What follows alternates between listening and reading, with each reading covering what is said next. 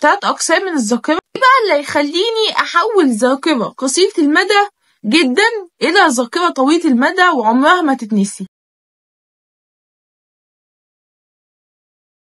السلام عليكم ورحمة الله وبركاته. ازاي حضراتكم عاملين ايه؟ يا رب تكونوا بخير.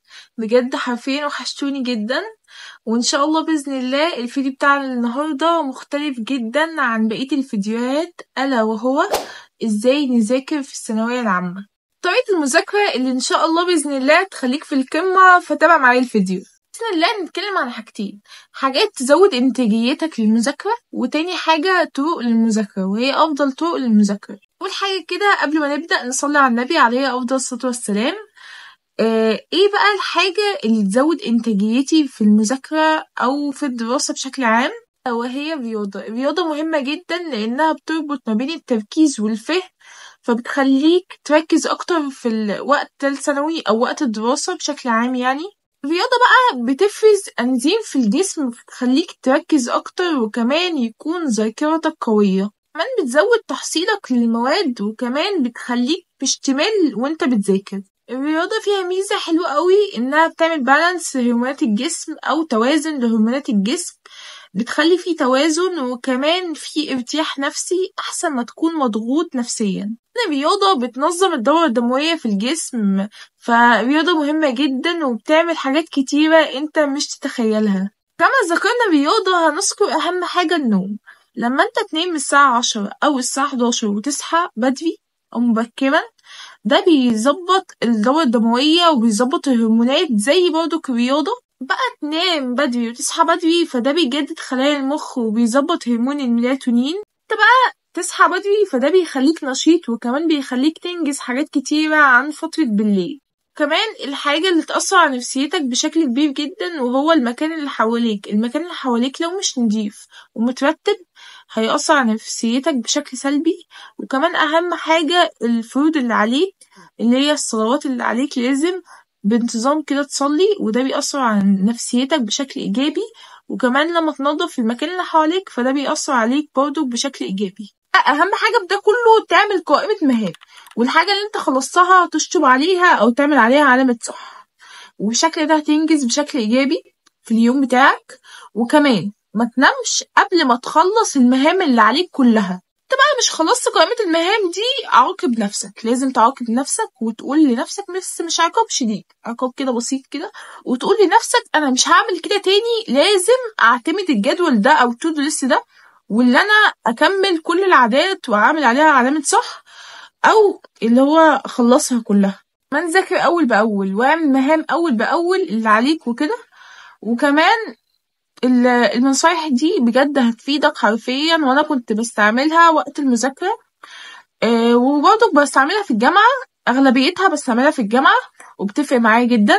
خد بقى على تاني حاجة: طريقة المذاكرة والطريقة الامثل للمذاكرة. اهم حاجة نحتاجها في الطرق اللي انت تذاكر بانتاجية، واللي انت مش تنسى اللي بتذاكره، مش تنسى بسرعة. فاحنا عارفين ان احنا بعضنا او اغلبنا بينسوا بسرعة، بس الطريقة دي ان شاء الله هتفرق معاك. اولا كده انت لو ماشي على نظام في المذاكرة خليك في النظام ده، بس لو انت حاسس ان انت تايه او حاجة وفي توهان كده، فاتبع النظام ده افضل نظام. اهم نقطة في الطرق الفعالة انك تفهم الدرس كويس جدا جدا. يعني لو انت بتاخد في سنتر، تقول للمستر انا مش فاهم المعلومة دي، فهمها لي، مش تتكسف. طب لو انت بتاخد في اليوتيوب، يعني بتاخد في قناة في اليوتيوب او مدرس كويس، اهم حاجة تاخد لمدرس كويس بترتاح له كده، بترتاح له نفسيا وكمان بيفهمك. اهم حاجة جدا انك تكرر الحاجة كذا مرة، التكرار بيعلم الشطار. يعني مثلا يعني لو عندي كلمة بالانجلش عايزة افهمها او احفظها، فانا عايزة اعمل ايه؟ فانا لازم اكررها كذا مرة او اكتبها في الكراسة كذا مرة عشان تتحفظ في المخ. المهم تفهم الدرس، وبعد كده تكرر الدرس كذا مرة عشان تفهمه بشكل اسرع. انت فهمت الدرس وكل حاجة، بقى عايزين نفهم الذاكرة، الا وهي 3 اقسام من الذاكرة: قصيرة المدى جدا، قصيرة المدى المتوسطة، وطويلة المدى.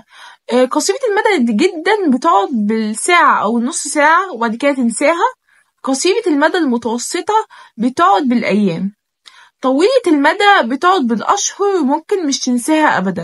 ايه بقى اللي يخليني أحول ذاكرة قصيرة المدى جدا إلى ذاكرة طويلة المدى وعمرها ما تتنسي؟ وهو التكرار.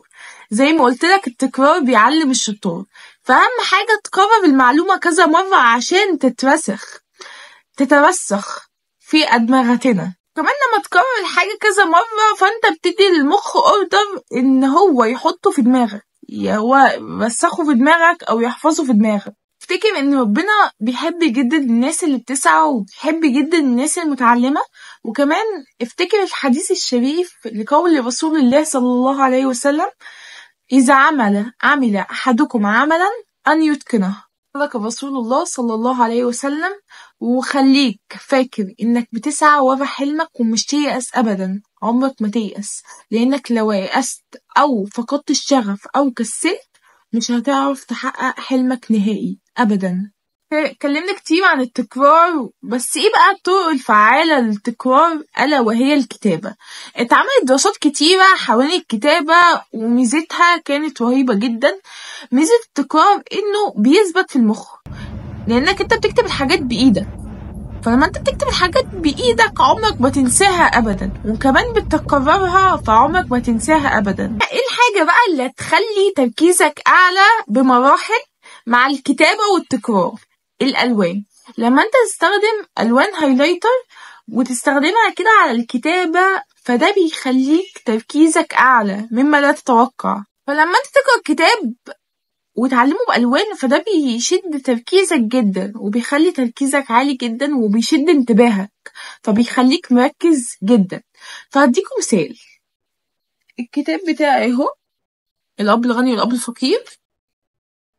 بصوا كل حاجة ملونة، شايفين؟ كل حاجة ملونة، حاسة ان كل حاجة ملونة، شايفين؟ ألوان هايلايتر، مش بستخدم إلا ألوان هايلايتر. ليه؟ لان دي بتشد تركيزي. كمان الالوان بتخليك مركز اكتر، وبتقول يعني الدماغ لما بيشوف الوان بيركز اكتر، حتى لما يشوف الرسومات بيركز اكتر. وكمان الالوان بتحلي الكتاب والكراسة، فانصحكم بالوان هايلايتر جدا. جميع الالوان بتحلي بجد الكراسة جدا والكتاب، وكمان بتشدد انتباهك. وكمان شرحت الفكرة دي في أسرار المتفوقين، وهيكون اللينك تحت في الديسكريبشن انك ترسم رسمة علشان تتذكرها، حاجة تتذكرها ومش تنساها ابدا. ترسم رسمة جنب الكتابة بتاعتك وانت بتكتب الدرس كده، او بتكتب تلخيص الدرس والحاجات المهمة وكده والعناوين وكل حاجة، تكتب الرسمة. انا بستخدم الحكاية دي في الأحياء جدا لما برسم أعضاء الجسم أو حاجة في الجسم وبكتب الحاجات المهمة في الدرس، فدي بتخليني أركز جدا. وكمان ما ننساش التكرار والألوان عشان نحفظ أكتر ونتذكرها أكتر. كمان حاجة مهمة، قبل ما تدخل على درس جديد لازم تراجع الدرس القديم مراجعة سريعة، ولازم تحفظ كل حاجة فيه أو تفهم كل حاجة فيه وتراجعه مراجعة سريعة وتحل التدريبات عليه. بصوا عايزاه كده يكون اللي هو انت فاهمه 100%. وكمان وانت بتذاكر الدرس او قبل ما تدخل على درس جديد تسأل نفسك الحاجات المهمة في الدرس، ولو غلطت تعيد من تاني، ولو غلطت تاني تعيد من تاني عادي، مش تيأس ابدا.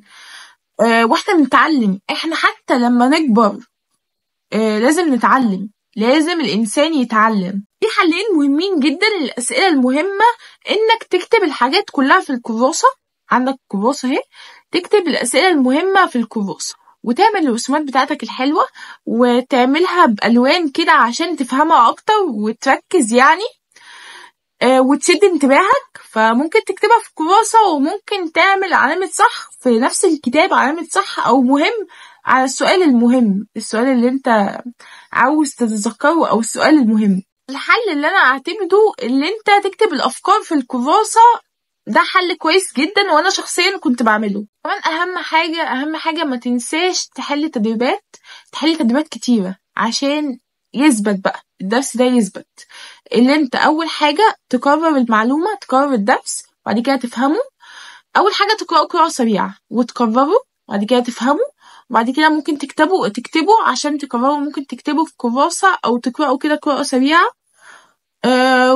وتكتب الحاجات المهمة في الكراسة اللي هو الأسئلة المهمة، وتعمل بقى رسومات والألوان اللي احنا قلنا عليها عشان تشد انتباهك، وكمان تحل التدريبات والحاجات دي كويسة جدا. وأهم حاجة قبل ما تمشي من الدرس لازم تفهم المعلومة، تقول للمستر، ما تتكسفش أبدا، تقول للمستر أنا عايزة أفهم المعلومة دي، وإن شاء الله يفهمها لك. يا رب أكون فدتكم. وكمان في فيديوهات في الصفحة بتاعتي عاملاها للدراسة وعاملاها لتالتة ثانوي بشكل عام، يا رب كده تعجبكم وتشوفوها بإذن الله.